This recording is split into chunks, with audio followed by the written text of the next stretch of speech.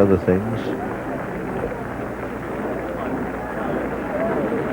Suddenly the wind gets up to gust edge of the storm. Well, we were saying earlier how the last 2 or 3 holes here can change things dramatically with the 2 par 5s, and Jensen there, well, he gave his second shot a good old crack, but he was fortunate to bounce short of the bunker, hurdle over the top of it.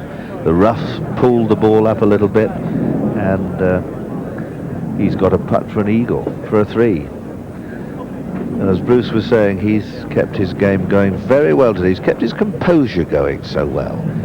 It's a big thing to be in a challenging position for any tournament, let alone a major championship. He's been a professional only for 3 years. He's won over £1 million, at $1.6 million, so he's hardly unknown or inexperienced.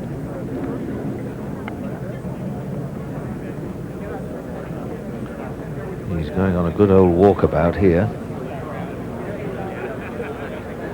The cabin in the background is where ABC broadcasts from. There it is, down there, as we follow Watson's progress down this green, and 2 putts from here will be pretty good. 5 foot, 6 foot of borrow.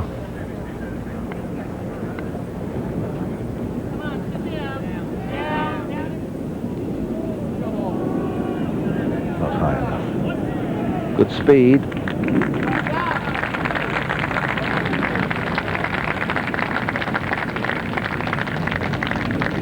His expression doesn't change very much. He looks quite benign, but I do believe one of the most intimidating players to be paired with.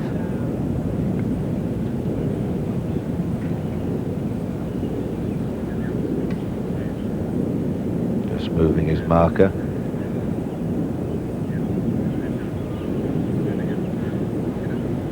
Most club players, when they, particularly those that use a left-hand glove, use the little marker that's sort of stuck in the glove, but don't know many professionals who do. Our own Christy O'Connor always used to do that, but many of these players, they either use a penny or a dime or some other little disc or coin, lucky charm to mark the ball.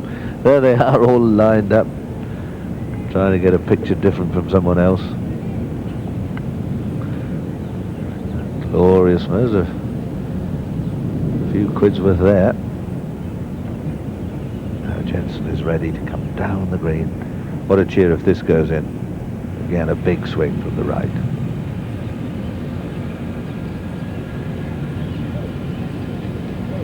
Stay up, stay up, stay up. Well, it was quite neatly rolled down. I think if he'd got 3 for it tomorrow night, he wouldn't have minded doing that sort of putt. Neither would I. So it looks as if Jensen is certainly going to get his birdie 4 at the last hole and go into tomorrow's play with a 1-shot lead. Now Watson has this for a 6. Watson at the moment 2 under. This to finish at 1 under for the 3 rounds of the championship. It's his money clip entry to the course badge stuck in his hat. And Watson, this is missable. You've got to just stay right of centre and firm. These putts are the ones that have been giving Tom problems over the last year or 2.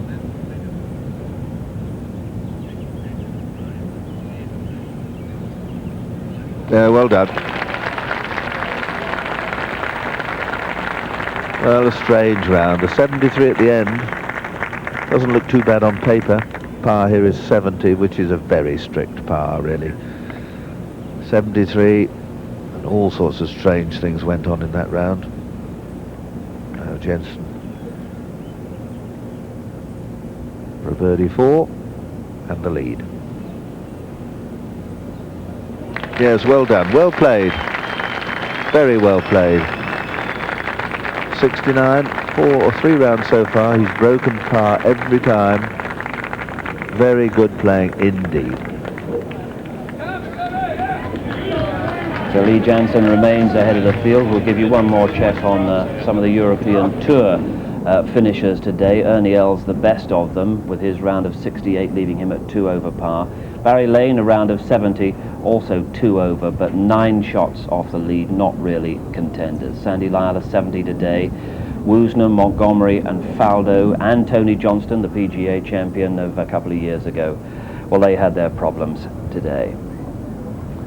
We'll give you one more check on the leaderboard before we go. A leaderboard headed by Lee Jansen, just as it was coming into this third round. Lee Jansen, well, he made a birdie on the last to get to 7 under par. There it is, and he leads by 1 from Payne Stewart. Lee Jansen a round of 69 today. Payne Stewart a round of 68. Nick Price hung on well, and he's just 4 shots back at 3 under par. David Edwards and Paul Azinger at 2 under. Tom Watson and Fred Funk at 1 under. And a little further down, John Adams, Craig Parry, Wayne Levy and Mike Stanley make up that group at 1 under. That's it for round 3. They've closed the gap on Lee Jansen, but he remains the man to be caught. It's all very delicately poised coming into the final round. 9 tomorrow evening for live coverage. Goodbye till then.